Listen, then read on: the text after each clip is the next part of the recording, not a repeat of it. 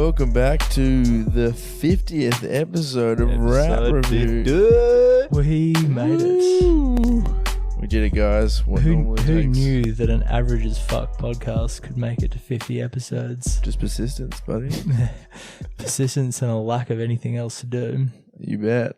We did it though. It took us, nearly 4.5 years, but we made 50 episodes. No, you know what? I'm proud of us for persevering. Well, this is for you two legitimately 50 episodes, is it not? Have you guys ever missed an episode either of you two? No, I don't think we have. We're the core. So it's probably about 20 for me, I'd say. Maybe a little less, maybe 14, 15. No, but you can still enjoy the celebration that is 50, Ben. We're not going to preclude you from that. Oh, of We're not course. going to shut You're you not a veteran like us, obviously. No, the celebration's not for me, though, lads. The Yeah, celebration's for the show. I think about a third of it can be for you. Okay, I'll take that. Just Yeah, maybe we a each- quarter, really. No, to we be each more get a exact. third. Ben, you're equal partnership here now. I appreciate Sorry that. to, the people of Rap Reviews past, Chris and Alan, pour a little something on the floor. They're not dead, though, obviously. They're not- Yeah, they are alive. They're still. not dead. They're but just doing other things. They're dead. Maybe not dead to the podcast, but they've since, moved on. Yeah, to other things to do. Yeah. And they suck for it. And fuck them. No, actually, Chris got married the other day and he's having a baby. So congratulations to OG host Chris. Yeah, he's got real life responsibilities now. Yeah, exactly. These are the things that made it hard for him to do the podcast. Same can't be said for Alan, but that's a different story. All right. Well, we've gone in. Benjamin has asked us to go in blind today. So what have you got? Well, seeing as it was a 50th episode, I figured it had to be something substantial, something influential, something big. And something that matches the number 50.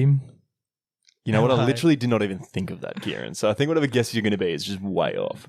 Oh, right. That was the first thing that came to mind. 50 episodes, 50 Cent. No, so okay, yeah, I could have done that route, but I think at the 50th episode you got to go like a heavy hip hop iconic thing. 50 Cent's just not it. Oh, he's an icon. What about that? Yeah. Oh, not to like. I mean, when I say who I've picked, you're going to be like, oh, right. There's probably only like a handful of people you could have picked if you're going in at this level. You know what I mean? Yeah, okay. What have you got? Don't just... You don't have a guess? You want to have one I throw down? Paul- something? Anticipation is too much for Poor me. Curtis Jackson. I can't believe you're like savaging him like this. Well, I hope one of his assistants don't hear it and then tell him about it. Yeah. Maybe it could be good, like we've said. Here's a history of publicity. violence, Ben. You should be very careful what you say. yeah, but I feel like he's grown from there now. He's kind of a businessman. Anyway, I don't know enough about 50 Cent and his current dealings. Lads, the track I've picked today is a very Loves iconic TV, track. by the way.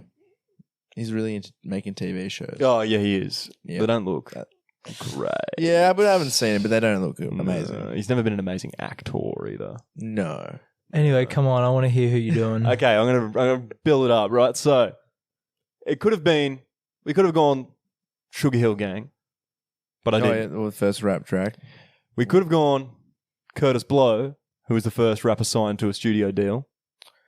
Yeah, that would have been all right. Yeah, okay, some big We could have moments in gone history further here. back and gone Gil Scott Heron and did some poetry over jazz music. Yeah, I Could wouldn't we count have it. gone so far back as to do Bob Dylan? Isn't he apparently considered like one of the first rappers?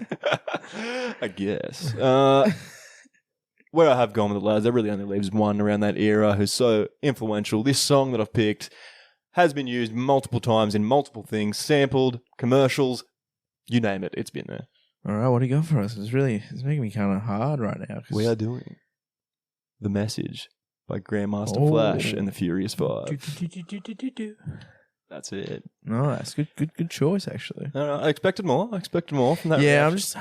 just recovering from getting baked before. That will happen. Yeah, I'm trying to get into it. I thought you'd given up, Wade. I thought you were going cold turkey. Well, I would given some time to not smoke, and then I was like, you know what, why not? And How many episodes of this have you recorded not high? I'd say about 7 or 8. 7. Nice. Yeah, those good numbers. Really giving your all on the 50th episode as well. Yeah, but I'm not normally this baked. I'm just saying. Usually, Is this because you're on the medicinal shit now? yeah, and I haven't been smoking too much. You thought you would be safe because you I had thought a little bit early I was on. a and bit it's- ambitious. I treated it like I haven't taken in nearly 2 months of not smoking. Right. Yeah. It's lingered today. It's like that long COVID, but And I mixed strains. I don't know if that did anything to me, but the sativa, I was in one place, and then I had that into couch, and then now I feel like I'm depleted everywhere. You're mixing your strains. Yeah, I can't remember if that was bad or not, but it felt for not smoking too much, it was not a good idea. I've never heard a rhyme about mixing strains. I've definitely heard a rhyme about mixing weed and alcohol. Yeah, which I did do actually, because I had drank a bunch of beers to kind of calm down from all the weed. Today? Yeah. To calm down from the weed? Yeah. That's an interesting approach. Yeah, that is probably not the wisest approach. Yeah, well, at the time it seemed like it was going to help me out. And I think it did. Although I feel if you had a coffee or something with sativa, you'd probably just be so wired and all over the place. Where Yeah. Yeah, okay. I see. Yeah. I see. And I already had a bunch of coffees in the morning. I see the logic. So you've had a roller coaster of a day, is what you're telling us. Yeah, emotionally and physically, for sure. Well, I have no segue for that, but we're going to go into the song. That pauses. Gentlemen, do we know much about Grandmaster Flash and the Furious Five? No, other than that, it's a fucking cool name, and so does his backup band. Funny you say that. I got a little information about the name. Do you know where Grandmaster comes from? No. Grandmaster, isn't that like a Ku Klux Klan reference? I think that's I doubt it would be. Wizard, yeah. The Grandmaster Flash would be going for a Ku Klux Klan. I don't know. It might have been like a whole like we're taking it back, reclaiming and like taking back the not that it was Klan. ever there. trying to take like the power away from the okay. Klan. I don't know. these rappers. That's a stretch. So it turns out it's not to do with the KKK. It's not affiliated. That doesn't surprise me. Yeah, it's actually a term that comes from the discos and nightclubs back in the 70s and 80s in Brooklyn, or New York, sorry, in the Bronx specifically, where the DJs would use Grandmaster as like a title or like a before their name, whatever their DJ name was. Oh, yeah. So he's Grandmaster Flash. Oh, almost like what DJ is now, in a way. Yeah. Or MC. Yeah. And I don't know how... What was the role of a Grandmaster? What were they tasked with? They're just disc jockeys at clubs, but that's just... They all sort of... all the Spilling bigger hate ones had to like the crowd Grandmaster was their first title. And But are they also MCing? no, this is actually... Well, I did a bit of research today, and I don't know exactly how correct this is, but it sounds like it makes sense. These people thought they were saying on the... I'm not going to mention another podcast, but another podcast I listened to was saying that the origins of rap were essentially... Gil Scott Heron, what I was talking about earlier, when we putting like spoken word poetry over jazz instrumentals.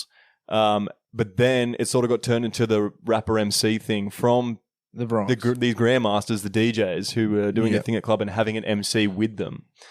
And the MC's main job was to, in between songs, when they couldn't like blend the song into the next and there was a weird pause, that was the time that the MC would come up and excite the crowd and like almost cover the break in music. And then they'd kick a new song in. Right. Around this time, I'm not sure who it is. I'm sure there's someone who like came up with this, found out a way to blend the tracks. So then the MC sort of stood there like, what am I doing here? And they were a bit lost on what to do. So they started like saying phrases and raps over the actual music itself. Oh, okay. They really had nowhere to come in. And then they reckon that's sort of where, and then it ended up actually the MC took over the DJ in terms of the performance and like.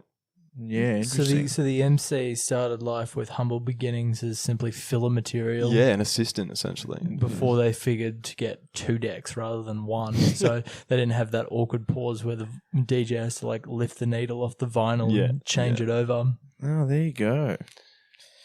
It's pretty it's kind of weird to think about it in such a useless capacity outside of just helping a show along. Yeah. 100%.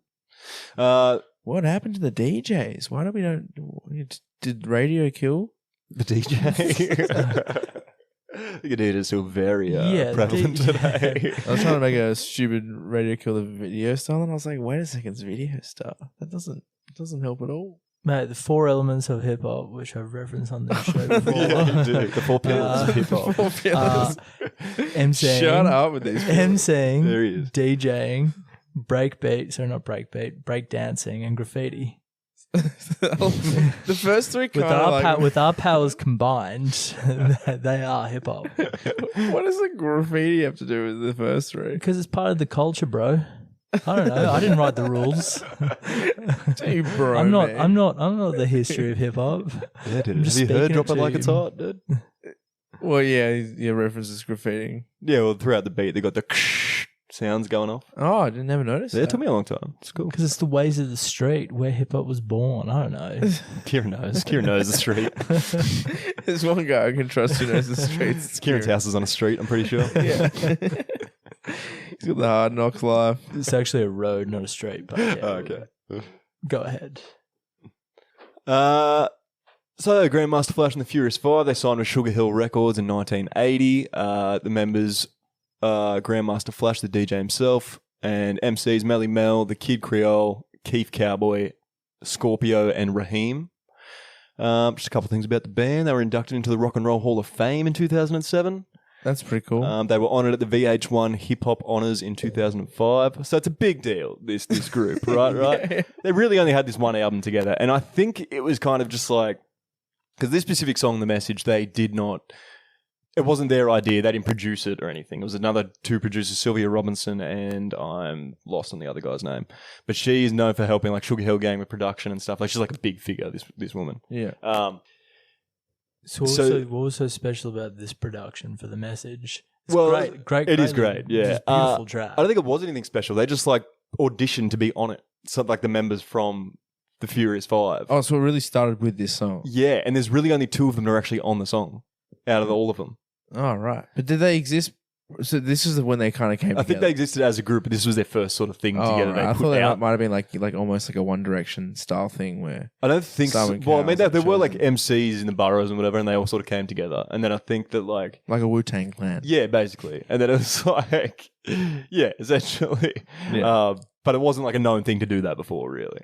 Didn't Grandmaster Flash like steal this song from somebody and start using it for himself? I'm coming into this saying this with absolutely no like backup knowledge of this alleged offense. So it's useless to bring up. Yeah, I'm pretty sure I saw it somewhere that he pilfered the lyrics for this song from somebody else, and it was a big deal. Ooh, I didn't find any information about that. When we get to the lyrics, maybe we'll... Maybe you think about Vanilla Ice. He did that.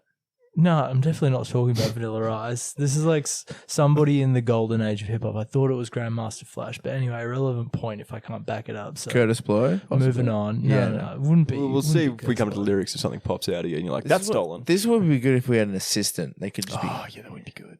Maybe one day we'll get to the assistant level. Just read here, sorry. The other person who produced the track was actually Duke Booty of... No, he's not actually part of the Cruise. It's another producer, Duke Booty, who actually died January last year. Oh. There's that. R.I.P. to Duke Booty. Yeah, dude. Yeah. Great name. Yeah, it is a great name. And then just a few things about the track itself, just showing how influential the track has been over time. It was the 7th ever rap song to appear on the Billboard's Hot 100 chart, peaking at 62. It went gold within 11 days. It was selected by the New York Times as the most powerful pop single of 1982. And NME named it their number one track of the year for 1982. Fuck, big list of accolades. 2017 Rolling Stone named it as the best hip-hop record of all time. In 2004, Rolling Stone ranked it 51 on the 500 greatest songs of all time. Should we compare that with rap reviews and the accolades we have? Yeah, what's some of our accolades? What's our greatest of all We've released time? now 50 episodes. Also, we're doing best out of 50? No. We're giving ourselves accolades here. Oh. Yeah, I don't think we have any. Yeah, no, it's none. It's the trophy couldn't shelf. think of one, honestly. The trophy shelf is looking pretty bad. Yeah, we might want to win one of those cool internet prizes one day. You know, maybe Pulitzer Prize if we write the transcript down. We're going straight for Pulitzer. I love it. Yeah, it's pretty hard to go to that. Yeah, I think you shoot for the stars. That's what they say. Yeah, that's fair. Yeah, don't people say that? They do say that. I've heard people say that. Mm. Yeah, to the moon, baby. To the moon, yeah. Anyway, sorry to derail you again. You were listing off all the accolades. I was going to say, I've gotten to one that's actually quite a big, quite a relevant and big accolade they've received here. Bigger than 52 on the hottest Bigger than 52? Oh, I think it is. I think it's more important than this. Whether you agree or not, we'll find out. In 2002, when the US Library of Congress began archiving recordings deemed culturally, historically, or aesthetically significant in its National Recording Registry, it was included for its focus on urban social issues, included in the same year as Stars and Stripes Forever, God Bless America, and Martin Luther King's I Have a Dream speech. Oh, okay. Which is So like, pretty wild to be up with those things. Yeah, Yeah. I guess if you listen, I have a dream in the same breath as the Flash. Sorry, Grandmaster Flash is the message. reading an issue of the Flash. Yeah, it's a pretty big deal. Yeah, it's huge. So that's a lot of its huge accolades there. Yeah, nice accolades. Good job. Good job on the accolades. Yeah, there's a lot of information here I'm reading, and I realised how tired I am today, and now it's just like a lot of moving words that are like coming at me. Yeah, okay, sweet. Should we get into the lyrics, lads? Intro by Duke Booty, who produced the track, not actually a member of the Furious Five. Once again. It's a jungle sometimes it makes me wonder how I keep from going under. And repeats. It's like a jungle sometimes it makes me wonder how I keep from going under. Is that a famous quote from somewhere, or did they make that famous? It's the first time I've ever heard it when I was listening to the track, but maybe. I don't know. It's just like so widespread. So yes, the "Don't Push Me" line. A co-producer of the song, Jigs Chase, has come on and said how they came up with that line. And he said, "One night I was over at Ed Fletcher's house, who was a rapper apparently, and I said, we need to write something. He was lying on the couch smoking a joint with one leg over the edge, and he said, don't push me, because I'm close to the edge. I'm trying not to lose my head." And I said, oh my goodness, well, we knew he'd just come up with the hook for the song. So how's that? Yeah, nice. So it was just by just accident, really, or how would you describe it? Yeah, due to sheer laziness and not wanting to cooperate because he was a little bit too stoned. And then... We're saying that Romano over here could be the next breakthrough in some musical genre. I wasn't implying that, but now that you've said it, it's... He says with his pants unzipped and his belly hanging out. His gut just hanging out. Yeah, I got rid of a gut, hey. What is going on with getting older? It's really I'm sure you'll have your moments of genius over there. You better hope so. I don't think I'm going to create a cool hook, though. Maybe. You never know. Maybe some DJs out there could cut me a sick little hook. Possibly, if I say it. You know? Where are you guys? All right, you can fuck yourself.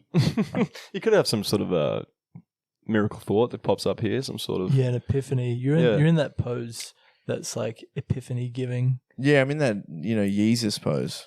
I'm feeling inspired. Yeah, that kind of like Michelangelo's, what's that one where the two people are like touching fingers? Oh, the hand of God or something? Yeah. The two people are touching. I think God's one of those people, yeah. Yeah, Jesus and the bunch. Yeah, you got that pose going on. He's not touching Jesus, though, is he? No, they're reaching to touch one another. Yeah. They can't quite, I think it's meant to represent, I don't know what it's meant to represent. Make your own interpretation. It's like a jungle sometimes it makes me wonder how I keep from going under. Pretty self-explanatory. Is this social commentary that the jungle, the main streets of the Bronx, the urban jungle, the concrete jungle, perhaps? Yeah, the concrete jungle. Duke Booty's actually come out and actually, sorry, Duke Booty is Ed Fletcher. There you go. That's the rapper who asked him when he to write something. Okay. That's his real name.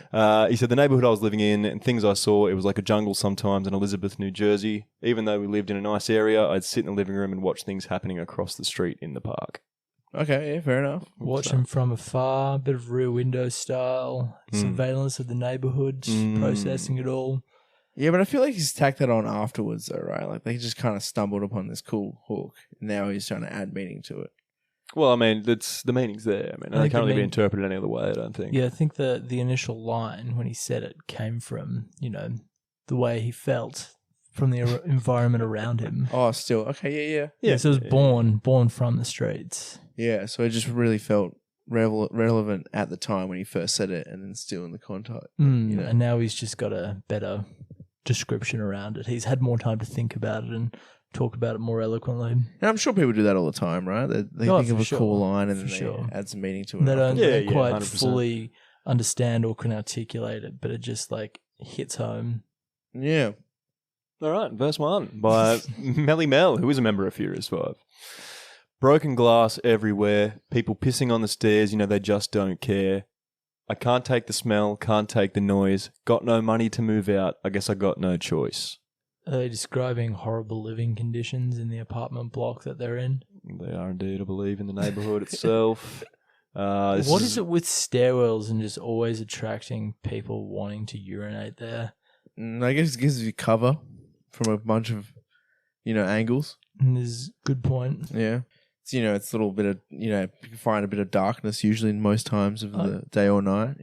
Like, I don't know about you two, but whenever I enter a stairwell, I always have this immediate urge to like block my nostrils and not breathe. Oh, I thought you meant for the entire no, for the entire duration that I'm there, because stairwells generally fucking stink. Not you reckon generally? Well, all right, maybe I've got a twisted picture in my mind, but Well, I think when you're saying stairwells, you're thinking specifically of like emergency exit stairwells. Yeah, like which I think the main reason they would stairwells. stink is A, people do weird stuff in those there, ones, yeah. and B, they normally lead to some sort of garbage room. So people are constantly bringing garbage through it Yeah. True, and pissing in it. and pissing in it. And yeah, it's a good spot to when you go like a alleyway and it's a little alcove, good area to piss. Yeah, yeah. So I was thinking more like apartment block stairwells than just like the exit. No, he's more, yeah. Well, in the music video, it does specifically show people on like, sort of, what do you call those at? Like there's veranda steps. The stoop. Stoop? Is that a stoop technically? That's a stoop. Stoop's not just a curb. That's okay. The New York stoop. New York. The New York stoop.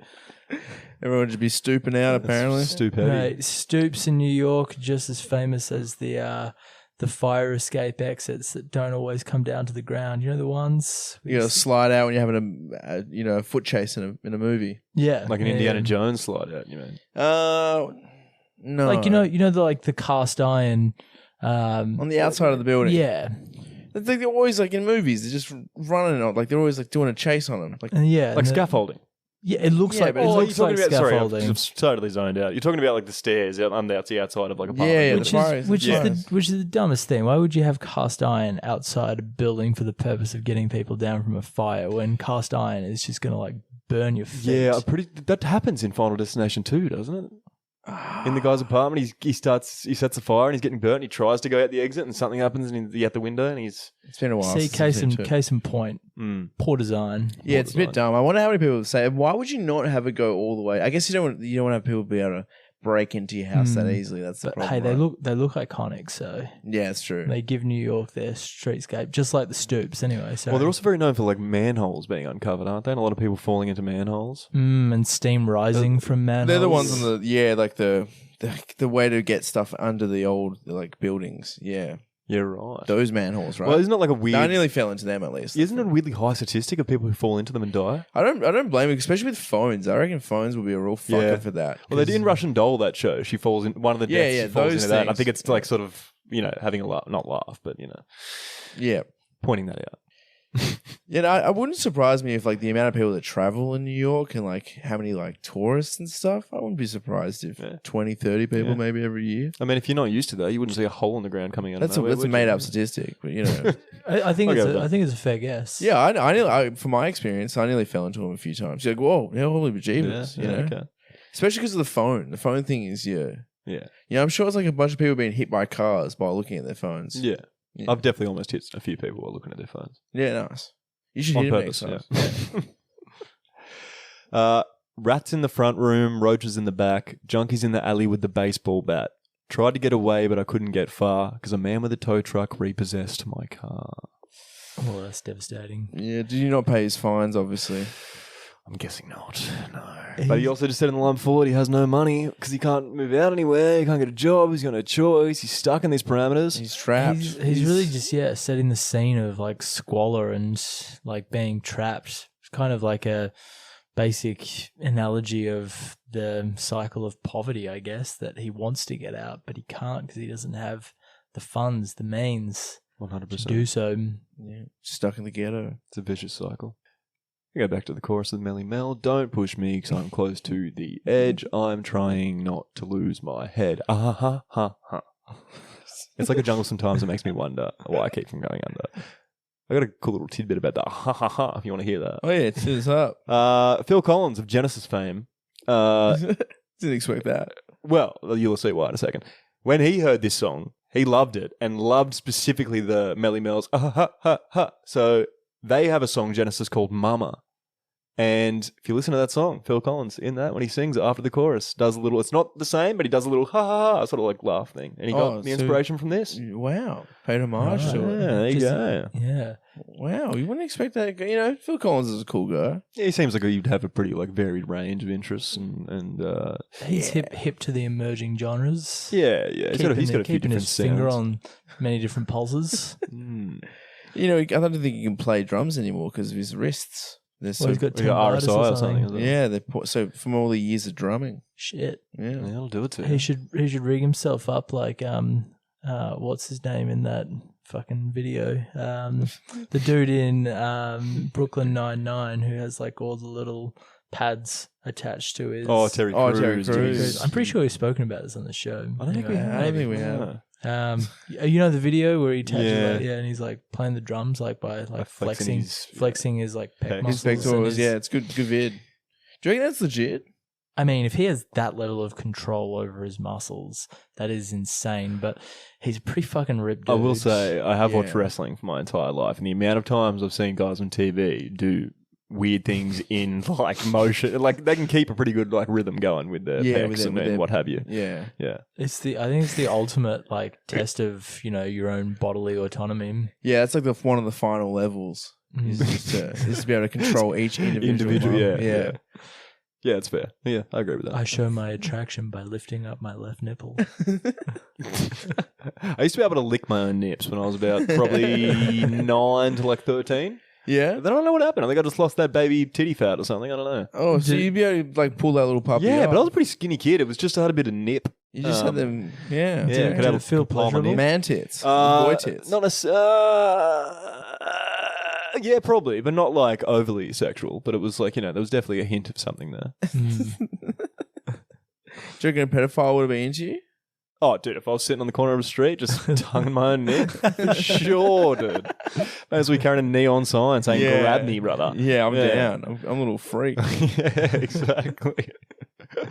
Verse 2 by Melly Mel. Standing on the front stoop, oh, thank you, hanging out the window, watching all the cars go by, roaring as the breezes blow. Okay. With this stoop, is this also what you play? Dice. Dice, yeah. No, dice is done in the alley, I believe. Oh, Maybe you can play dice in a stoop. No, you couldn't play dice on a stoop because there's such a there's risk of them like going down onto the roads. and the little like cove of the stair. you got too much Yeah. elevation to play it on the stoop. You need more of it. You need a lane, like an alley, yeah. Yeah, you you probably need preferably some not flat near grounds. a drain, a storm drain, or anything, Or a manhole. or a manhole. Mm. Yeah. Okay. Yeah. Fair, go ahead. Okay, so he's sitting on the stoop, he's watching the cars go by, breeze is blowing. It sounds pretty nice so far. A crazy lady living in a bag, eating out of garbage pails, used to be a fag hag. Said she'll dance the tango, skip the light fandango. A zircon princess seemed to lost her senses. There's a lot to unpack. All right, so crazy lady living in a bag. I'm guessing maybe destitute, somewhat vagabondish, homeless. in other words. She's vegan. She's doing a bit of dumpster diving to get by, get a sustenance. Used to be a fag hag. Fag hag, from what I know, is somebody who I think it's the only time I've heard it bandied around is like straight girls who like most of their friendship group are homosexual men. It's 100% it. I had no idea about that. Oh, really? You Never heard that expression I've before? heard, but I never knew what it meant. It's very old, like Yeah. 80s kind of. Most times I've ever heard it has been from people self-describing themselves as fag hags. Right. Yeah. In this PC world, you probably wouldn't hear it too much anymore, which for good reason. For good reason. But it almost sounds like he's not saying. He's like saying that as like she used to live a high life and be trendy out with the gay scene in the Bronx. You could, it's kind of cool to have gay friends. Yeah, I think that's what he's saying. And now she's just lost everything. She partied a bit too hard, maybe. The cruel society. Yeah. Well, I don't know. It's hard to say because of I don't think it's ever really that negative of a thing, right? Fag hag, from what I've ever heard. Well, that's what I'm saying. From here, it seems like a compliment, if anything. Yeah, she just prefers the company of gay men. Yeah. Yeah, I think it's almost a badge of honor. And to be like partying with the queers like in the 80s and 90s in New York, you would have been like fucking royalty. It's a very similar story to the Crack Fox and the Mighty Boosh, who moves from London or something to go to New York, wherever he is, and then he gets stuck into the gay clubs, and next minute he's homeless eating out of garbage pails. So You're saying- Inspired? Perhaps. Noel Fielding, can you comment, please? We'll get him on. But wasn't it also the 80s? So like, wasn't it the full androgynous time period? So like, could have been. Yeah, you know, that's true. everyone- I mean, if you look at what the guys are wearing in the Furious 5, like it's essentially like a Bronx version of the YMCA, or what they call the Village People. Oh, really? Yeah, it's pretty out there.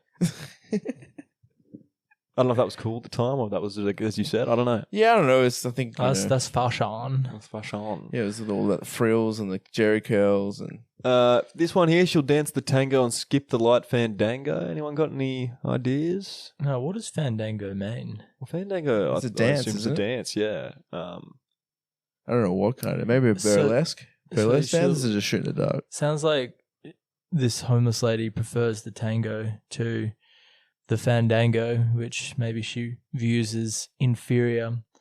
Well, Yeah. tango is typically two people.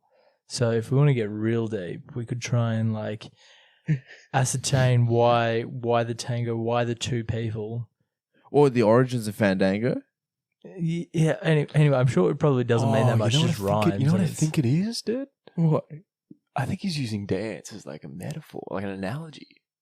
Go on. For tooting, dude. I think she's prostituting, dude. Oh, Saying she's going to dance, go straight to the tango instead of skipping the light fandango. She's not going out to dates with men. She's trying to get a quick buck. But is he saying that she's a whore, or is she just like whorish? You know what I mean? Well, Or maybe you not know, like a licensed whore, but promiscuous. like, no, I think she just needs money for it. So maybe she. I mean, you would assume. I mean, Well, like, you're assuming that, you would but, yeah. but that's probably a good way that she survives, right? Like, Yeah, well, that's I think what he she's- means. She used to be a fag hag, getting about it. She was trendy, having a good time, and now she's. Ben, did you come up with this little annotation by yourself, or was this off did. Genius? It That was not is- on Genius. I tried to open the Genius thing and my phone didn't work. So this is what I've sort of ascertained from that. A zircon princess seemed to lost her senses. Do you have any idea what a zircon princess is? Zircon is like a rare gem. Is it? Is it? Or maybe it's like I don't know. Keep going. Well, What? it's cubic zirconium, right? But that's not. So a rare That's a fake princess diamond, isn't seems to have lost, or maybe like a zircon is just like a dime a dozen gem. It's just like a shitty kind of throwaway, fucking bland, banal. Yeah, it's a synthetic diamond, isn't it? Fuck, you guys got there in the end. That's exactly. Yeah, I watched that break down from start to finish. I thought So he was getting there. it's imitation diamond. Yeah. Yeah. So, So she's not the real deal, unfortunately. no, unfortunately not. That is a great phrase. Then a zircon princess. it is a good phrase. It's a great insult. It is. It's kind of sad as well because, like, you know, maybe the pressure of life is too hard. You know, she can't resist. Oh, dude. Okay. Inspiration. Maybe that's my thing. That was pretty It's good. My That was- soundbite. Yeah. Keep that position. Yeah, for the rest of the hold that. episode. Throw it over to Moby track. You know, me just saying that at the start. Just echoing. Is that what you mean? Yeah. Hey, I think Frank Ocean might do something cool like that. Down at the peep show, watching all the creeps, so she can tell her stories to the girls back home. She went to the city and got so did he? She had to get a pimp. She couldn't make it on her own. Oh, yeah, so you she would tried to. So everyone just turns to prostitutes in the hard, cold Bronx. Maybe not everybody, but Certainly those who are down on their luck and have no other means to make money. Do you reckon she's trying to prevent herself from being so bankrupt like the previous woman? That she's just she knows that she kind of needs a recruiter. She needs some security. You know? Well, yeah, it's Oh, yeah, dangerous, sure. dangerous world out there. or is it just a fact of like you can't really prostitute yourself for too long without a neighborhood pimp finding out and being like, you're not working on your own anymore. You don't have a choice. Yeah. For sure. I don't think, freelancing would have been as big in the sex work industry. No, well, we're, even now, probably. we're, Well, yeah, we're 'cause both currently reading Iceberg Slim, one of his books, and that was just where that's from the chapter I've just read. That seems like, I mean, that's the 30s in Chicago, but I mean, like, it seems like that's the way it went, you know? Yeah. Yeah, it seems like you didn't really have too much of a choice and they just use you up. No, or like they make you think you have a choice, but it's all manipulation for you to end up. Yeah, Yeah. we're not going to get into that, but Iceberg wasn't the greatest dude in the world. amazing writer, but Yeah, no, good book for sure. Mm. Absolutely. But yeah, sad for this zircon princess. What does sadiddy mean? So did he? Did I have to look that up? It just means rich, snobby. Right. So that's basically what I was saying before. She went to the city. She got a bit snobby in the trendy high life and got a bit too carried away with it. Didn't really think about the future. And now she's had to get a pimp. She's going to peep shows. What I'm judging. It says she's going to peep shows, checking out all the creeps to begin with, maybe to try and do it herself. Oh, well, maybe also she started doing peep shows. Maybe, yeah. And porno theaters were quite big at the time in New York. Yeah, so. when you pay like the cent or whatever, I think it's something really, really outrageously cheap. Really, for what the content you're getting, it's a great deal. It's very It's a unique experience for sure. I've never been in one of those. I hear they're encrusted in semen. Oh, would be. Could imagine. Yeah, they're not too popular these days. I can't imagine. Well, everyone's got access to it now, so there's no really. Although I suppose there's probably an element of getting off being like out in public in a way. Well, like voyeurism. You know that other dudes are in other stalls. Yeah. Jerking off. Yeah, it's like I shouldn't be doing this in public, but I am. Yeah. And no one's going to find it, but they might. It's weird to think about the old days when you have like, especially in New York, where you have like that much, almost like the Cross in Sydney, back in the day, you'd have like the porno kind of, all that sex and stuff like right in the foreface of an area. Yeah, right. Don't you reckon it'd be weird? You wouldn't like brothels these days. I feel like you don't never have a sign. You just someone's usually like, that's a brothel. There you go. Someone said that to me last week. Yeah, it happens. Yeah, they're super discreet and clandestine. Well, I used to live like down the road from a bunch of them on Parramatta Road, and didn't realize that they were brothels until one evening I was cycling home at about 4 a.m. from the club. And you joined in, you went in. Well, no, I didn't because I was way too belted and needed to get home. And also that's not my jam. But anyway, I saw like all these signs and it would just be like the number, like the road number, like 438 or whatever. And it would just be in like this big neon sign saying open. And it's like, what is this discreet business open at 4 a.m. and my drunken high mind couldn't make it out until the next morning. I was like, oh, of course. Yeah. That's what they are. I think that or like lanterns, isn't that what they use sometimes? I don't know, like in Amsterdam they have a district. Yeah. Red light. Yeah, and they're just we had one on our the same street as our school, not too far away, walking distance, and it was just like a pink neon sign that had the address at the front. And that was it. And you're just like, that's a bit weird that's just a pink neon highlighting the number on the street. And you're like, oh. Yeah. There's a brothel in Sydenham. Sorry, this is getting very Sydney centric here, but there's a brothel in Sydenham that's like painted bright pink that a lot of like people will go and take photos out the front of because it's like aesthetically pleasing. Yeah. I'm guessing a lot of them, probably all of these people who are taking photos for their social media profiles are unaware that they're actually posing in front of a brothel. I love that. Yeah, that's pretty good. Yeah, it's also great advertising for the brothel. I know they want to keep it discreet, but all you have to do is put like a painting of butterfly wings on there, and you'll get plenty of fucking sure.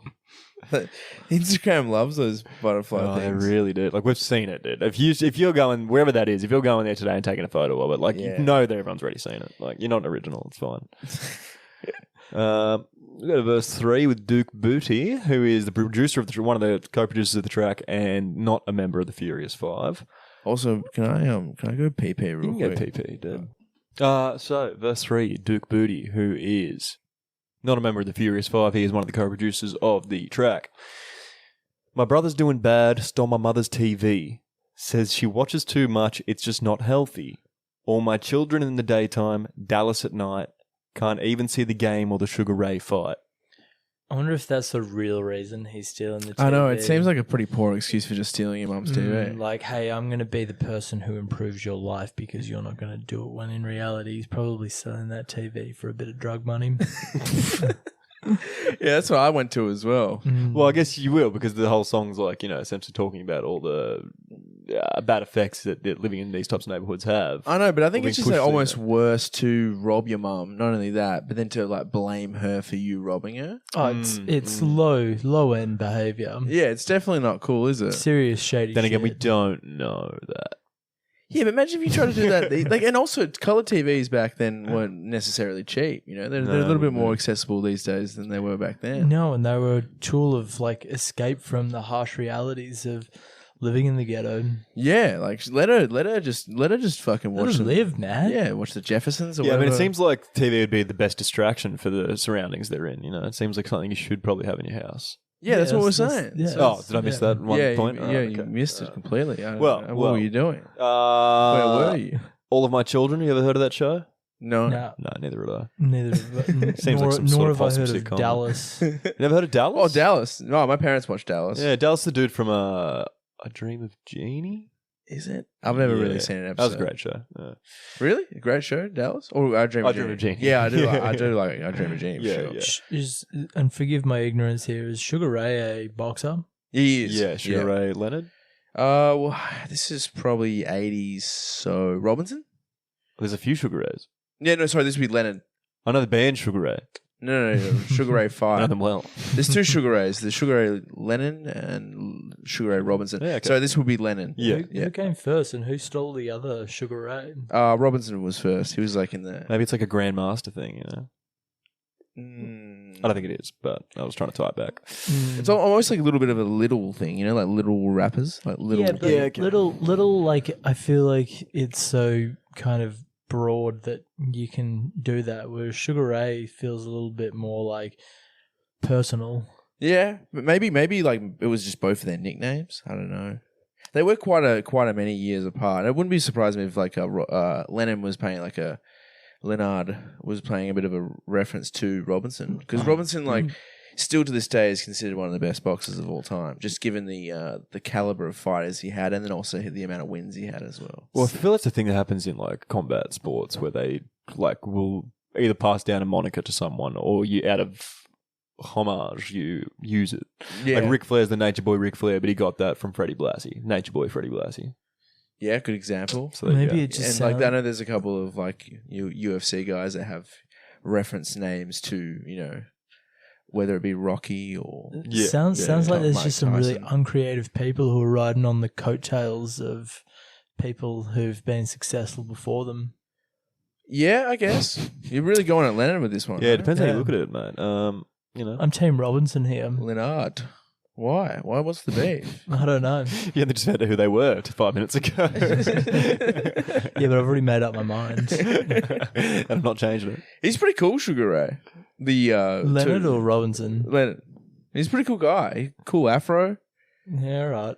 Did that show The Contender with Look, maybe I'm flexible to changing my opinion, all right? You sound flexible. Yeah, you sound like he's a cool looking dude. He's kind of almost like the look of what's his name in Rocky? Apollo Creed. Apollo Creed looks like he's kind of almost like based off Sugar Ray. Yeah.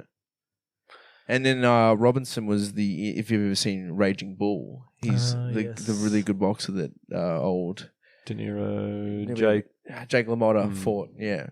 Jake LaMotta was more of you call it journeyman, you know. Okay. Don't know what that means. But journeyman's like you've had you've had a bunch of wins, but you've had a bunch of losses. Yeah, you've done you got mileage, you've done the hard yards. Okay. Yeah, exactly. And you've like been prominent at least a few times, you know. Yeah, exactly. Yeah, like you almost like you came close to winning a title. Usually, but you never reached like undisputed greatness. Like you're a reliable hand for like to get maybe a show over or something, or exactly. Or like to give someone. But you maybe have never been the big dog for a long time. Yeah, you're not going to be remembered like a Muhammad Ali. No, well, I don't know, more like a workhorse, right? Yeah, well, I think some journeymen in wrestling and UFC and boxing and stuff get remembered for sure. But 100%. Yeah. You know, but ultimately they don't have the I guess eternal fame of being like the champ. Yeah, they might get the household name stuff, but for people who are fans of the actual sport itself, it'd be like, how do you not know this person? Yeah,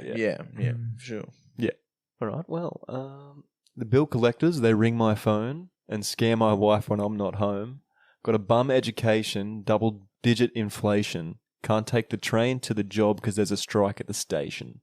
What year did this come out? 82, the song came out.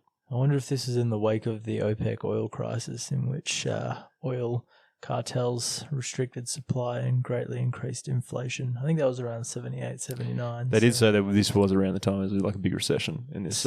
Yeah, that would make sense, tying in a bit of macroeconomic factors into Indeed into the picture here. Which also around the same time, like around the late 70s as well, there was a lot of strikes at the trains as well. So, which is weird because we've had train strikes this year, and oil's become more expensive because of Russia. That's true. We don't get topical on the show too often, but Russia and Ukraine are at war right now. His history is damned to repeat itself. Us as humans, we love it. Some clever person once said. Yeah, we do it all the time. We can't stop. Do we ever learn? Why don't we? Is that a deeper question that we can't handle? Don't really want to go into the philosophical kind of debate over why history is doomed to repeat itself. I'll save that for the brighter thinkers. Yeah, the philosophers and such. Yeah. Maybe a Grandmaster, do you reckon he could handle it?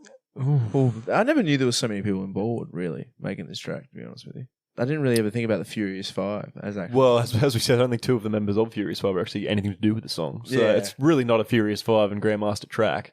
It's more like Grandmaster and the Furious. And I don't even know if Grandmaster's. I think he just does the. I don't even know if he's on the song. I don't think he is, lads. He just lended his name to it. I think he might do part of the outro skit, but that's it. What? And he's in the video and stuff. But yeah, no, it's Melly Mel and.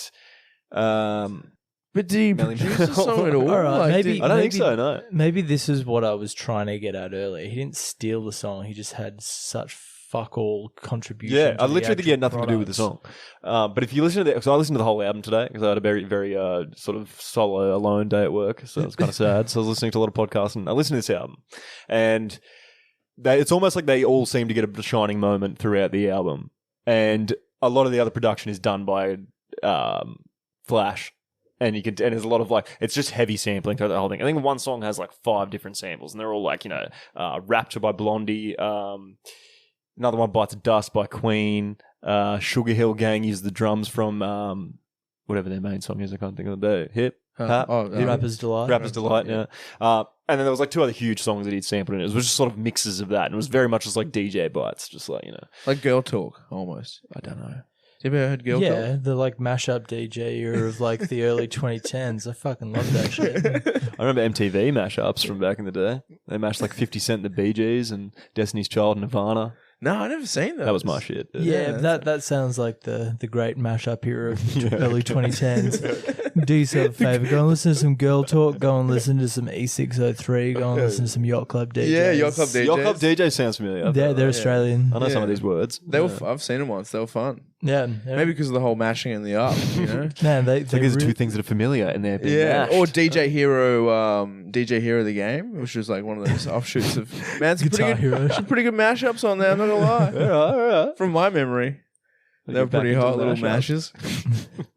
The Monster Mash, another classic mashup. Potato Mash. That's not a fucking song, dude. You ruined it. Mashed Potato is a song by the Wiggles. Oh. Yeah, I think that's hot potato. I was referencing the food, mashed potatoes. Oh, it is. Mashed banana, they're saying it? They do. Hot potato. Also, apparently there's a new, we're just going to date the show, there's a new Wiggles album out. Apparently it's quite good. Well, by the original Wiggles or by? Yeah, well, it's weird. It actually sounds like a bit of a mashup in itself. Oh, okay. All right. So we're still mashing up in 2022. Yeah, I think it's the Wiggles playing famous tracks and then other people playing, other bands playing. It's like a half-half. Is that how they got the Triple J Hottest one? Or was that just a Leica version they did? No, that was a Leica version. But I think that might inspire them to do a mashup album. All right, can we unmash this momentum? Yeah, right, let's demash. Have we used mash too much? Just a quick tidbits on a mash, relax. On the album today, there's one really bizarre song that just doesn't. It kind of fits in with it when you listen to, because a few other songs. There's a song about Jesus, which is quite nice if you're into that. But then there's they do a song that's just dedicated to Stevie Wonder, and the whole thing is them talking. It sounds like, Melly Mel, you think we ever going to be lucky enough to meet Stevie? And he's like, oh, I wish, man, one day. And it sounds like 6-year-olds just talking about their heroes. And then the whole song's dedicated to Stevie, and it's Stevie, when you dream, we believe what you can see. And we want to talking about taking walks in the park. I don't know if that means with him or in his dream he's walking in the park and seeing things because he can't realistically. Well, unless you subscribe to that conspiracy that he actually can see. But Wait, is that a there's conspiracy? videos on YouTube of him taking like garbage out and doing weird stuff and like. Yeah, but I'm sure, like, I mean, it's the way he takes the garbage out. It's not saying blind people can't handle their garbage. I was going to say, like, you live long enough with a impairment like blindness, you're going to get to know how to do Daredevil. things. Yeah, 100%. Yeah, exactly. There's videos of people like skating that are blind. They just have like an extra long like handle, and they're doing like fucking all this sick shit on like the street park. Yeah, and also, like, I think you can play piano really fucking well. You can just take out the trash. It must have been some like alley-oop move or something he did with the trash bag. I don't know. I'm not going off what other people have told, but I know there's a thing. I know there's things out there. Yeah, we're not going to entertain that. Not everything you see. There's too many conspiracies these There days. are too many conspiracies. They're all dumb. Well, some are more fun than others, but that one is just ridiculous. Unless there's some really hard evidence. Don't come out, Stevie. Yeah, like... I think Stevie can take it. Like if he's driving a car, pulls up, gets out, throws some trash in. Like, That's what I mean. I swear it's something like that. Throws his that goes keys down. up, catches it. Like if he does that, then all right. All right, guys, go back, have a look. Let us know if you guys find anything. Neon King Kong standing on my back, can't stop to turn around, broke my sacroiliac. Sacroiliac? Is that a bone in the body? I believe so. We'll get to it. A mid-range migraine, cancered membrane. Sometimes I think I'm going insane. I swear I might hijack a plane. Dude, Duke Booty's a fucking solid rapper. For someone who's not even part of the group and doesn't even get credited for the song, really. Yeah, some pretty hard bars. Yeah. Neon King Kong standing on his back. It's King Kong. Or like Neon King, like the neon lights of the city. Yeah, it's symbolizing the... Yeah, 100%. Is that it? Yeah, that's exactly it. It's a cool little metaphor. I like that. Yeah, it's not like him on bad. top of the Empire State, and it's, Yeah. Sacroiliac, which I think is how you pronounce it, is a joint between the tailbone and the ilium. Dude, I reckon that's what's fucked in my back for the listeners at home. My back is really sore at the minute. Man, this song is speaking to me. And I've also put a note down here, which I found out, because he says in the song he broke his sacroiliac. I found out you can't. It's a joint. You can't break a joint. You But can you know, roll it. for the purpose of his line that he can't turn around, I guess it makes some sense. I mean, you can dislocate it, but you technically can't break it. Yeah. So that's all I'm saying. He's a good rapper. All right, little medical correction for Duke Booty. Yeah, Duke, if you're out there, if you're still alive, non-proper anatomy. Yeah. No, incorrect. But that's okay. Consult your doctor before you go writing rhymes. This would have been pre-internet days, though, so... Yeah. For him to just know that word in general, you not would bad. You would Not have had bad. to have gone to the library, rented out the encyclopedia. Yeah. That's actually a really good point that I don't think of enough.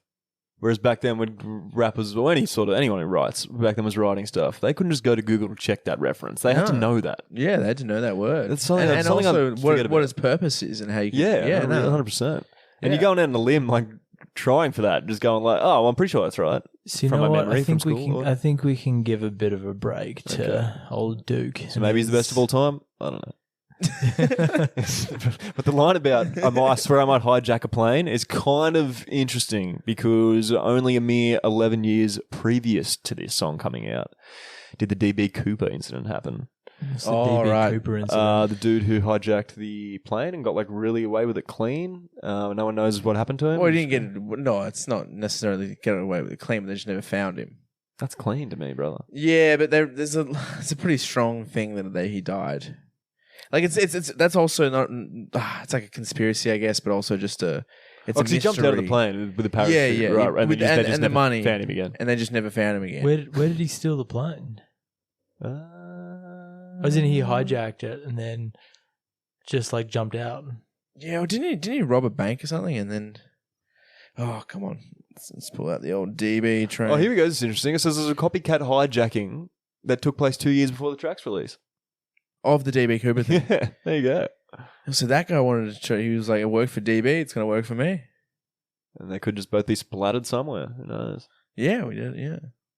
Well, people have done crazy heists and gotten away with it, right?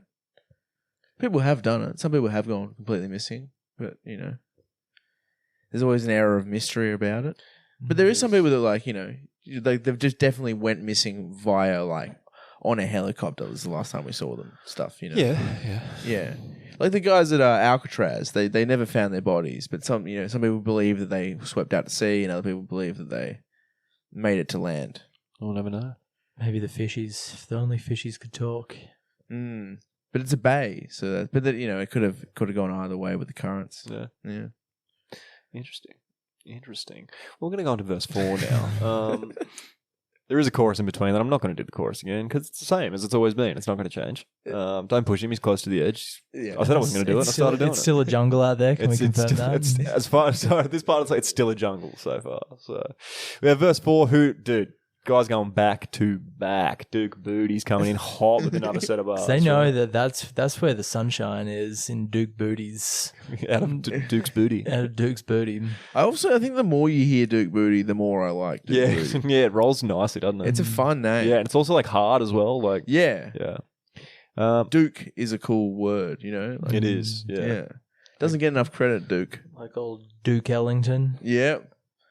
Dukes of Hazzard. I'll get one.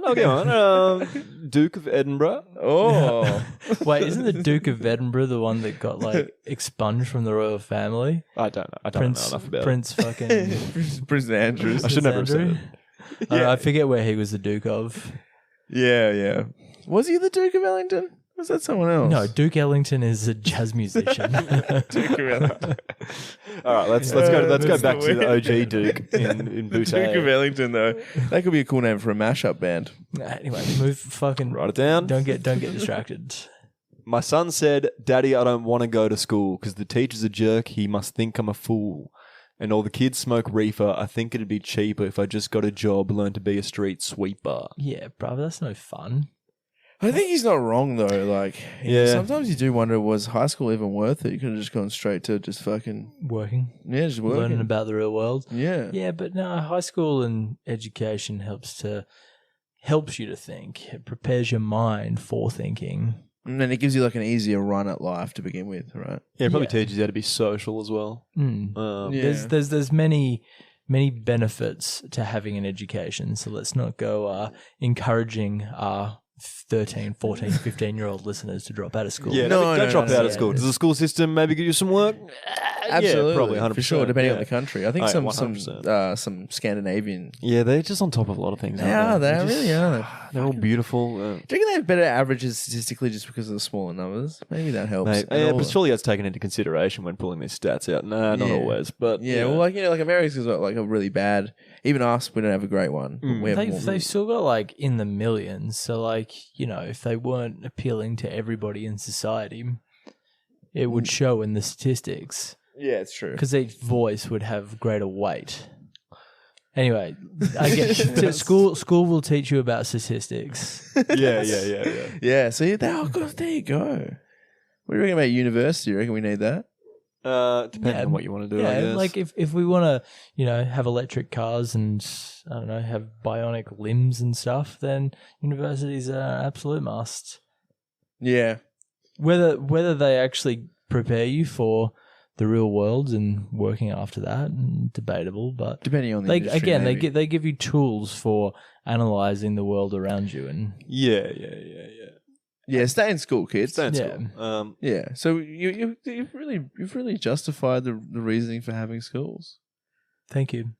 And it just sucks that this poor little boy, he doesn't have a good time at school. No, because it's this, it's just, Why doesn't he just smoke a bit of a reefer with the kids and just chill out? I don't think he wants to fall down that spiral. He sees what happens. He's seen in the neighborhood what happens when they get to a certain age. They grow up and it's like... That is a precocious and incredibly disciplined kid. I was about to say, he really is. Yeah, quite vigilant. Wise old soul. Just not to fall into that trap. So he said this in these bars that that's what he wants to do. He wants to stay on the straight and narrow. Doesn't want to go to school. It's just the teacher thinks he's a fool anyway. They don't have time for him. Kids are smoking reefer. So the next line he comes out and says, "Or I dance to the beat, shuffle my feet, wear a shirt and tie and run with the creeps. Because it's all about money and a damn thing funny. You got to have a con in this land of milk and honey." Is he kind of referencing like how, I guess, this segment of society maybe views the wealthy and elite in America, that, they've made their riches and their wealth through conning other people and stepping on the backs of other people to get where they are. I think so, yeah. I think that's basically what he's saying. And milk and honey, a biblical term for the prosperous place. Oh, yep. It was like the OG Panadol, wasn't it, in a way? Like, you felt a bit crook, have some honey. Okay. I don't know. I feel like, I don't know either. I feel like it was like a bit of a prized possession back in the day. Like tonic? Yeah, like tonic. Yeah. Maybe like beer. Okay, proceed. All right. What do they call back then? Medieval beer. It's called ale. Yes. Yes. A good ale. But probably ale would be cheaper than honey, I'd say. A lot more attainable. Oh, for sure. Yeah. Back in the Ale is still probably more attainable than honey. Because honey, we got to rely on bees. Yeah, and they do mysteriously disappear at times, bees. Yeah. Remember that phenomenon, the mysteriously disappearing bees? Yeah, well, our rampant pesticide use is killing the poor bees. And aren't bees pretty important to the natural... Oh, hugely important. They're building blocks of life. Anyway, that Black Mirror pollination, episode? Is that that Black Mirror episode where they replace like all the bees that have been wiped out and extincted with like these drone bees, and they turn on society as I think I've seen that as an episode. Oh, is that the Black Mirror? It's the actual like black and white episode. No, another one. That's what I thought of. That's too. with the dogs. Yeah, the dog things, the robots. I don't remember that one. Yeah, I don't think I've seen that. Good one. It's a good one. Yeah. All right. They pushed that girl in front of the train, took her to the doctor, sewed her arm on again, stabbed that man right in his heart, gave him a transplant for a brand new start. So these are more quick kind of cuts of some horrific shit happening in the city. Yeah, right? and like maybe a bit of vigilante action taken on this person who's pushed this poor girl in front of the train. Well, that's an actual story that they're referencing there that happened, which a girl was pushed in front of a train just randomly. I think she was about 14 or something, and she was coming up from school or something or other, and just random act of violence, someone's just pushed her in front of a moving train and then ducked off. No one knew what happened to the guy, disappeared. Just a weird thing that someone's randomly decided to do. Whoa. And she did survive it, though. Just took her arm. But, what does it say here? In 1979, a 17-year-old flautist, Renee Katz, lost her hand after she was pushed in front of a New York subway train. It was reattached after 16 hours of surgery, but she was not able to play after the attack. Decades later, however, she went back into music as a vocalist and started her own cabaret show, during which she said, "I miraculously rolled to the left, saving myself except for my hand, which was severed by the train." Okay, so she turned it around. Oh, wow. Jesus Christ. What a what a story. suck. And they're here. These lines combine random acts of violence with true act of kindness. You what now? But I don't really know where they get that from. I think in this song he's implying like the same sort of people who would do stuff like that could also turn around and help someone as well. Oh, okay. Maybe it's saying the world's not as black and white as we think. Yeah, and it's more like... due to circumstance and what's the happening. upbringing and nature versus nurture. Yeah. I can't walk through the park because it's crazy after dark. Keep my hand on my gun because they got me on the run. I feel like an outlaw. Broke my last glass jaw. Hear them say, "You want some more?" Living on a seesaw. Oh, not bad rhymes again. Yeah, nice. From old Duke. Yeah. Don't know what he's trying to say here, though. Apart from that, parks after dark in New York City in the early 80s were unsafe places to be. Yeah, I think he's talking more about, as you like to say, Kieran, Johnny Law coming after him. And I think it's sort of like they broke my last glass jaw, and it's sort of like he can't take any more after this because they've just, abused him so much for nothing. And now he might actually... is so brutal. Yeah, and then, you want some more. Living on a seesaw, I guess is just saying there's ups and downs, like he's saying earlier in the thing. It's not stable. Yeah. Yeah, you couldn't have a picnic on a seesaw. Maybe the unbalanced nature of like inequality of the world, maybe. Seesaw, cool. You kind of need like the balanced weights on either side. Yeah, for everyone to be in the same spot. Yeah. Yeah. No, you don't want someone catapulted out of it. Doesn't someone need to be... I guess it depends on what you're doing with the seesaw. If you want to go up and down, Yeah, but you're just kicking. It's been a long time, so sea or sword. It's fun when you go up. Do you remember going up? I don't remember it. You don't remember going up? I don't remember seesawing. It's kind of fun when you go down as well. Yeah, you could see, especially when it's in a cyclical motion. Yeah, up and then down, up and then down. It's a weird rush. It's like almost being on a roller coaster. Well, very similar feeling. but far more accessible. Yeah. Yeah, we could build one very easily in the backyard if we wanted to. Should we? No. No. Yeah, we come back to the chorus again with Duke Booty. Don't push me close to the edge. And then he repeats a few times. It's like a jungle sometimes. It makes me wonder how I kept going under. This time he repeats it quite a bit to really just drive that message in. Yeah. In case we didn't get it the first 4 or 5 times. Yeah, for the first 5 verses, we haven't understood it yet. Speaking of verse 5, Melly Mel comes back. Jesus. A child is born with no state of mind, blind to the ways of mankind. God is smiling on you, but he's frowning too, because only God knows what you'll go through. Oh, so there's some of that Jesus stuff you were talking about before. How they love him. Yeah. They're a big fan. Yeah. Do they think that they treat Jesus and Stevie as the same? The Jesus songs seem more about accepting some sort of high power in your life in terms of like you're not just living for you, so you should be doing more because he's given you so much. You should like repay him by, you know, picking yourself up and pulling your bootstraps up and living the best life you can. I think that's more what he meant. That's what I gathered while I was working and listening to it. Yeah. Whereas the Stevie one's just this weird love letter to Stevie Wonder. Okay, so Jesus would be ranked higher than Stevie. I think so. But Yeah, not more. much. Yeah, so you might get more out of having Jesus in your life than you would Stevie. But they seem more excited about Stevie when you're doing the song. Yeah, I'd probably say that maybe Stevie's in my life more than Jesus. Definitely for me, yeah. Yeah, but depends on the person. But anyway, Jesus seemed like a cool dude, you know? As a good Irish Catholic, how do you feel about that, man? Who? You. What? How do I feel about Stevie Wonder? And Jesus, or either or. Pick one. You know, who do you... Yeah. Gun to your head, who do you choose? Stevie Wonder or Jesus? But like in what context? Like you got to save one from falling off a cliff. Oh, right. Well, I don't really know that much about Jesus and what he did apart from, you know, saving mankind. So Stevie? Probably Stevie, yeah. Yeah. Yeah, Like, in terms of, not to get blasphemous, but I think Stevie Wonder has done more for the modern world than Jesus. And there's also a good chance that Jesus might come back for a third time. You know, Yeah. whereas we don't know if Stevie can do that. Mm. Maybe Stevie comes back and he can see again. I mean, Jesus It's like was, Gandalf the Grey, you know, when he comes back as Gandalf the White, he's a little bit more powered Okay. up. Yeah. You know? yeah. But was that due to a sacrifice, or...? Yeah, so maybe Jesus. Oh, Jesus did sacrifice. Maybe Stevie has to sacrifice to come back. Maybe his sight was his sacrifice. I wonder what the power levels, if we're going to give him a number like that. You know, What their stats are, their attributes. let's, Well, I mean, I reckon Jesus' ground and pound's pretty good. I reckon I'd probably trust Jesus to hit a target more accurately than Stevie Wonder. yeah, no, but he could be like Kenji from fucking like Mortal Kombat, you know, like got blindfolded up, but still pretty fucking sick at hand like, combat. Or Daredevil. Daredevil's Yeah, he blind. could I was have- going to say, He like... could have that amazing ear ability, like radar, Ear ability. radar, like a bat. Yeah. But I don't know, it's a hard one. It's a hard matchup Mm. if they're going to fight face to face. But anyway, looking at these lines, Ben and Yeah, I can't Barlow, remember how we got all the way to this. Yeah.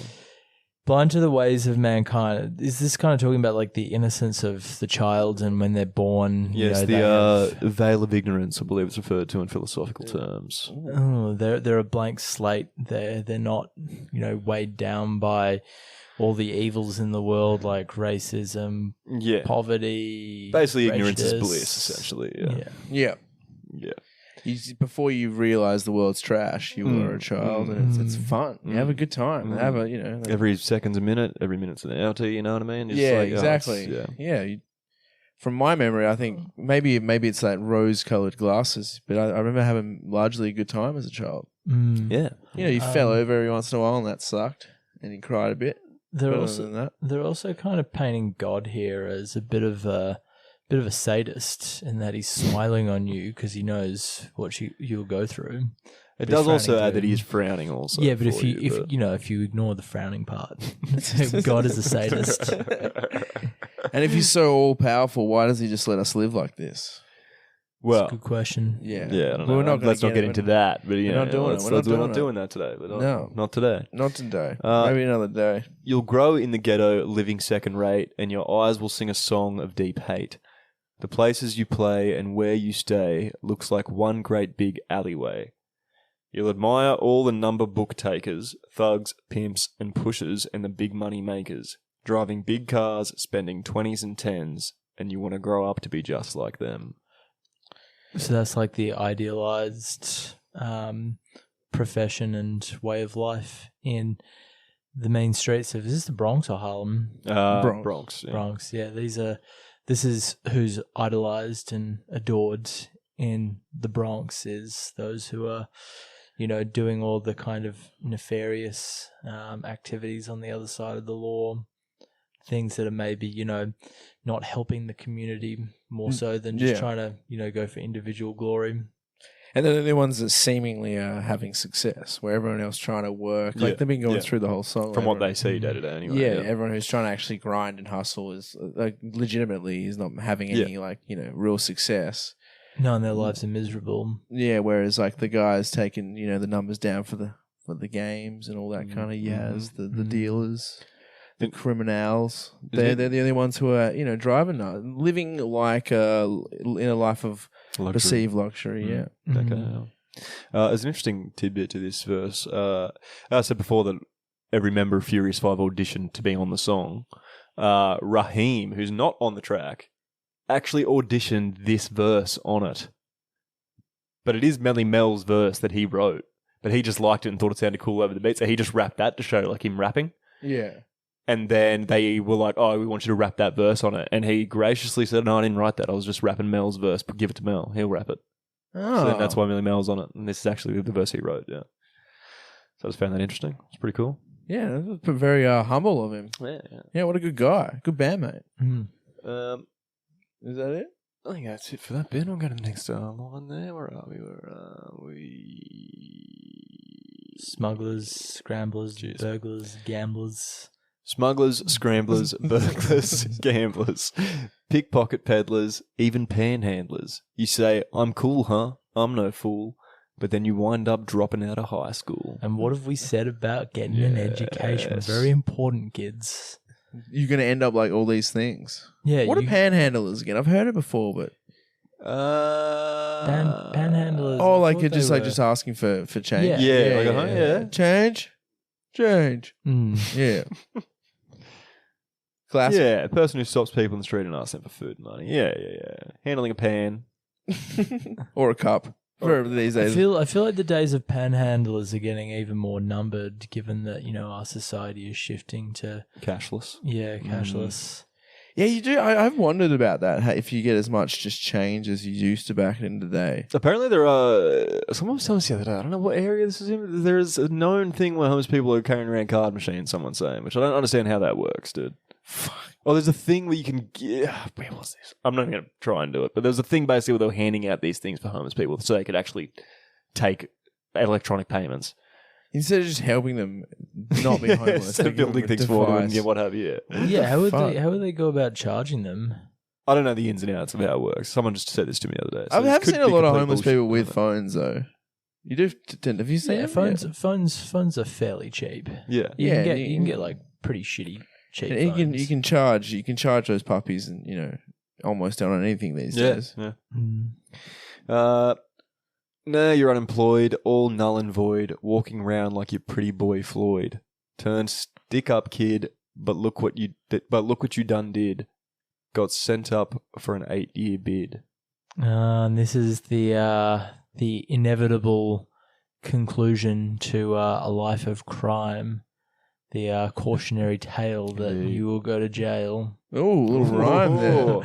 Man, Grandmaster Booty over Flash here. or I thought you're going to keep going. Melly Mel just puts me in the mood. Does anyone know who Pretty Boy Floyd is? I think he's a boxer, wasn't he? No, that's what I thought too. He sounds like a boxer. Oh, yeah. But someone's nickname, isn't it? Actually kind of cool, dude. He was a prominent Depression-era bank robber. Oh. But he was quite popular with the citizens because he'd often rob a lot of banks and destroy mortgage papers. So he was clearing people's debts. Oh, what there was nothing that he could do about it back in the day. So people, he was actually kind of a hero for the team. That's kind of like a proper Robin Hood. Yeah, Robin Hood. That's the one. I was going to say Pied Piper. That's the rat man with the flute, isn't it? The flute, yeah. Pied Piper was the bloke that was luring all the kids with his tin whistle, right? Yeah, is that fact or is that just a thing that people say? Because maybe it's just a thing. But then he drove the rats out. No? Yeah, that's the thing. He drove the rats out. But did he bring the kids in first? and then turn them into rats and then drive the rats out? It's like a witches situation. Roald Dahl. I don't remember. I don't think that's a thing. It's not a thing. It's not a thing. It's an urban. That's an urban myth. Yeah, that's what. Yeah. Yeah. I think. Well, like it's a riddle, isn't it? It's like a no. Nursery rhyme? No. I think it's just an old fable of some it's sort. It's a fable. Yeah, that's a good word. That's it. That's a word. Yeah, that's a word. A fairy tale. Okay. Yeah, whereas Pretty Boy sounds like a cool gentleman. He does. He sounds like a pretty slick bro. Provided he didn't hurt anyone during these robberies. Yeah, I don't know. Maybe that's why they've heard. Yeah, I don't know. They should make a movie about this guy. And maybe they have. They probably have. Yeah. If we're thinking of it, some exec somewhere has already pitched it. Anyway, Absolutely. we're almost through here, lads. We're almost there. Now your manhood is took. Oh, sorry. Also got sent up for an 8-year bid. Oh yeah, bid being prison. He's going to jail. Now your manhood is took, and you're a Maytag. Spend the next 2 years as an undercover fag, being used and abused to serve like hell, till one day you was found hung dead in your cell. Oh, how real does that get? Yeah, it's hectic. I mean, the song's all very like real things, but that just gets very like specific and descriptive there, and it's quite dark. Yeah, what's a Maytag? I googled this. It literally came back with Maytag is slang for prison rape victims. Oh, So the pocket holders. We should shout back to the DMX episode, I believe it was. Yeah. All right, so you've decided to leave school early. Yeah. That's already your first mistake. Yeah. And then you've decided that a life of crime looks great because all of your idols out there in the street are doing it. Yeah. So you go down that path, you get arrested, you get put into jail. There's the next bad thing that happens in your life. And now you're getting raped on a regular basis in prison. To the point where you've decided to hang yourself in your prison cell. It's brutal. I wouldn't recommend any of that, I don't think. No. You know, It all comes back to school. Stay in school. In school. because it's the best. That's the one. IUG. I miss school. to be Remember honest. that song? I do, yeah. Who sings it again? Peaches. Oh, that's the one. Fuck the pain away. Track. Yeah. Tune. It was plain to see that your life was lost. You was cold and your body swung back and forth, but now your eyes sing the sad, sad song of how you lived so fast and died so young. Jesus, this is Melly Mel really brought it home with that. Bit. bleak. This whole song really isn't really that much of a cheery track, is it? No, but like over such a nice like boppy melody. Yeah. Yeah, and it is, and it's like doing like the my son, and then he does like his son's voice for a second, saying, "I don't want to go to school. Teacher thinks I'm a fool," and it's kind of like a bit boppy and a bit like, and then it just gets really dark. And then the outro skit for the song after they do the chorus one last time is actually, I think it's like from the video. So when I watch the video, this is at the end, and you can see it happening. And it's them all sort of standing there. I'm not going to go through the whole transcript of it because it's a whole thing. But it's all the guys from Furious 5 yelling at each other, "Yo, Mel," you see that girl there. And they're just hanging on the block, just doing nothing, just loitering, but, hanging out. And the next minute, these cops are coming up, telling them to freeze. Then just saying, "What have we done?" And then the cops sort of like attack them and arrest them. Oh, okay, yeah. So even when so even when they're trying to have just a good, wholesome time, there's ruined. I guess Benny's got some food. Yeah, there's some food on the way. Sly dog. Then you sly dog. Yeah, well, that's it, right? Like I just said. But yeah. You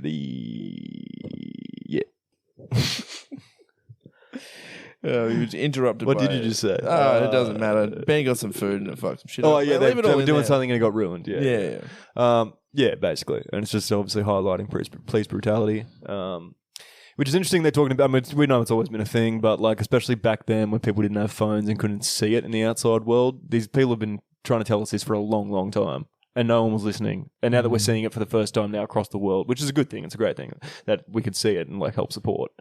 But it's so crazy to just think of this is like what 40 years ago. How many people would have got away with it?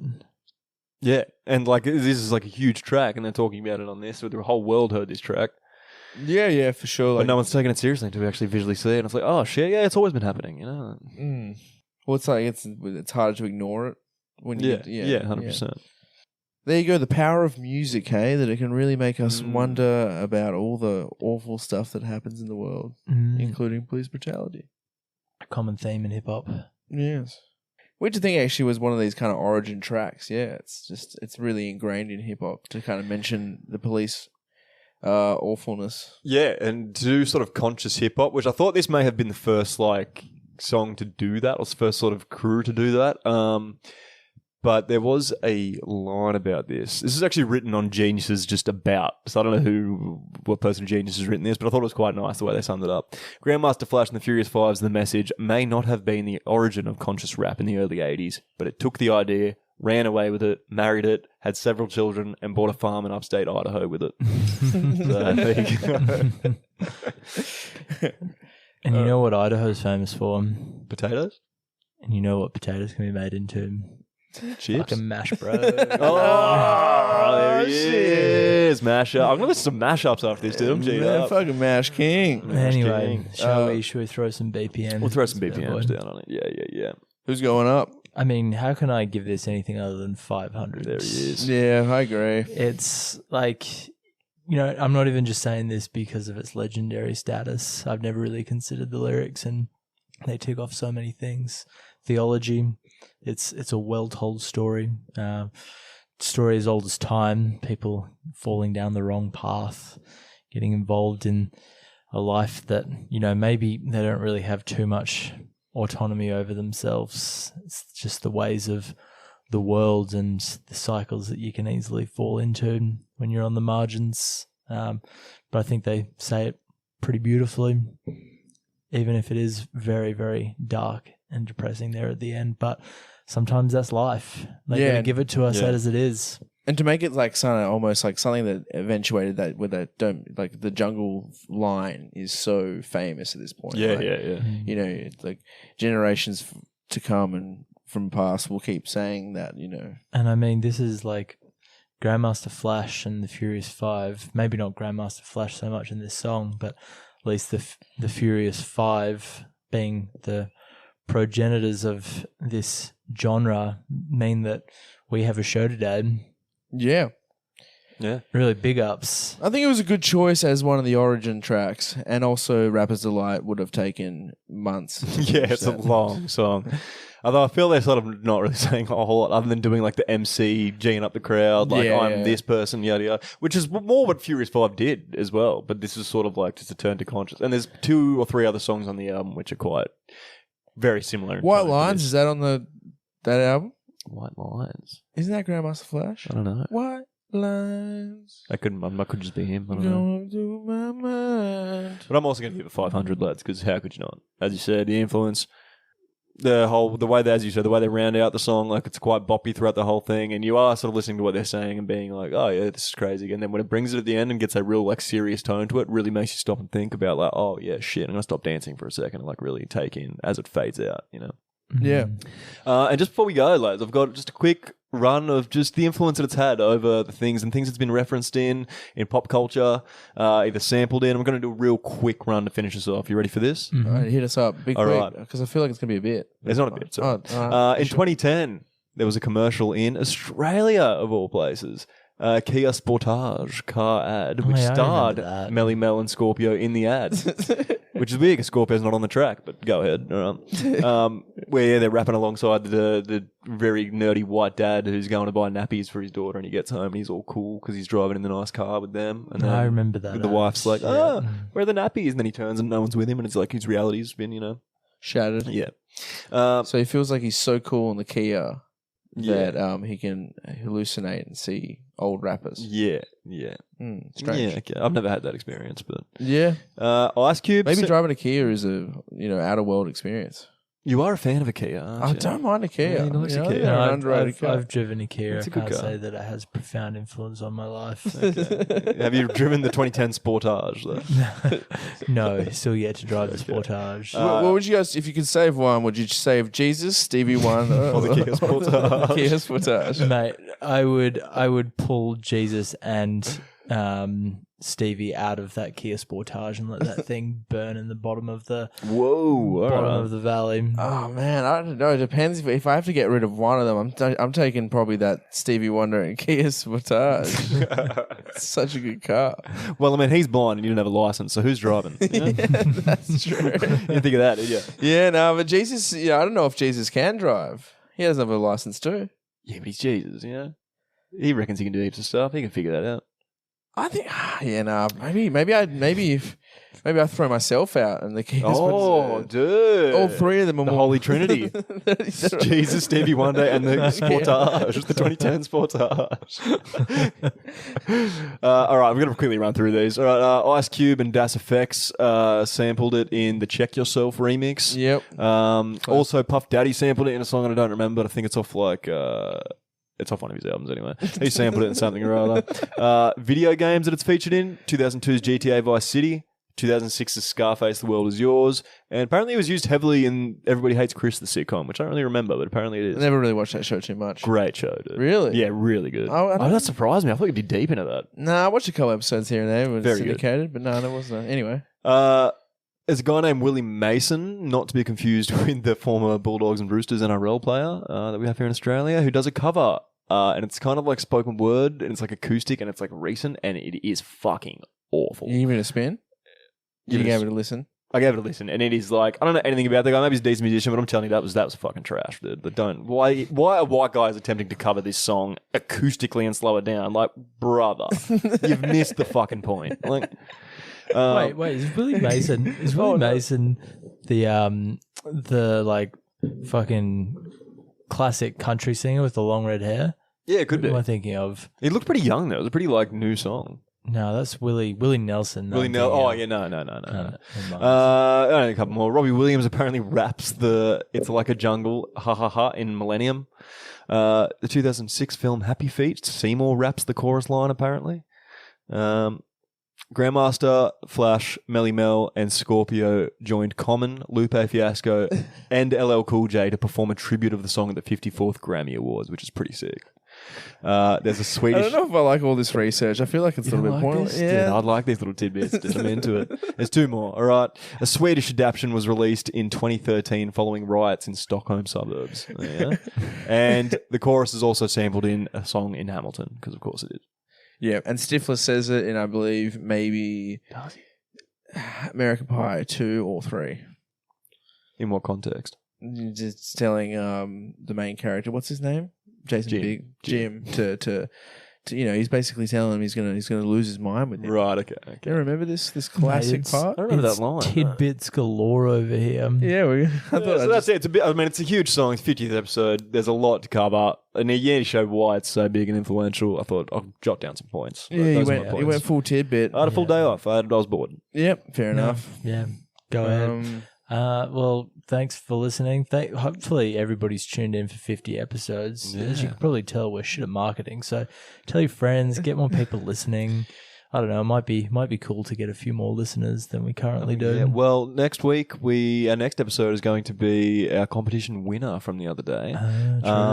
Which I don't know if we should say the track now. Maybe not. I already shared it on. No. But save it. We'll save it. So next week you Yeah. get a good track that's someone's requested us to do, and we picked that one as the winner of our competition. So it should be a good episode. Gang. Thanks for listening. Yes. I love you.